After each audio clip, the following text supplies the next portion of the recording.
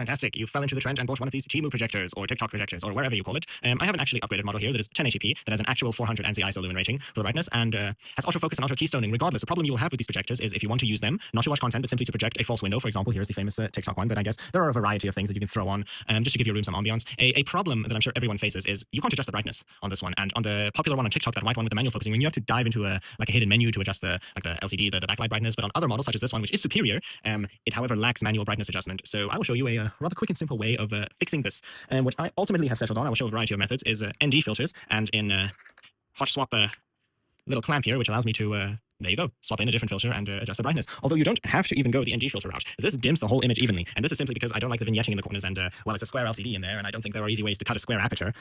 You don't have to go the ND filter route. If you have a 3D printer, you can 3D print, I suppose, some kind of, basically a lens cover that has a fixed pinhole aperture in the center, and by changing the size of this aperture, you can vary the amount of brightness. Or I guess if you're willing to go the 3D printing route, you could print some kind of a variable aperture. The benefit of going the aperture adjustment route is quite simply that the smaller, the less, the dimmer essentially you make the screen, the sharper it is, because smaller aperture. Alternatively, you can take the full DIY approach and just basically tape some kind of foil, something that is 100% light blocking, and to some kind of cardboard profile, and I guess just poke a pinhole in the center like this. Make sure your pinhole is absolutely as round as it can be. Unfortunately, I have fumbled mine here, but again, it's just a piece of foil, and regardless of whichever way you go, here I also cut out a monster can and did the same thing with a pen. Regardless of the route you take, here is, for example, my ND filter setup.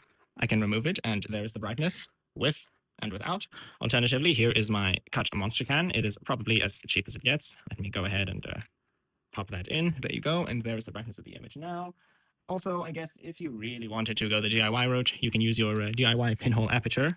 Let me go ahead and swap that in too, and there you go. There is with the pinhole aperture, and there is without. Again, with, without. Addendum A is that if you go the cut can route, you see, while I have this mechanism in the way, this folding clamp arm here, the curved interface, chamfered interface here, does do a pretty good job at sealing from light. That is the main difficulty, honestly, with doing this. You want to make sure that you cover the front of the lens entirely. Unfortunately, on my projector, it has a slight curved section here where some light leaks out, but it's not that bad. I'm noticing that, maybe covering the inside here with some black tape, because it is reflecting a lot of light back through the optics here. And although I'm sure that's fine, it's, yeah, it's probably better to just do that anyways.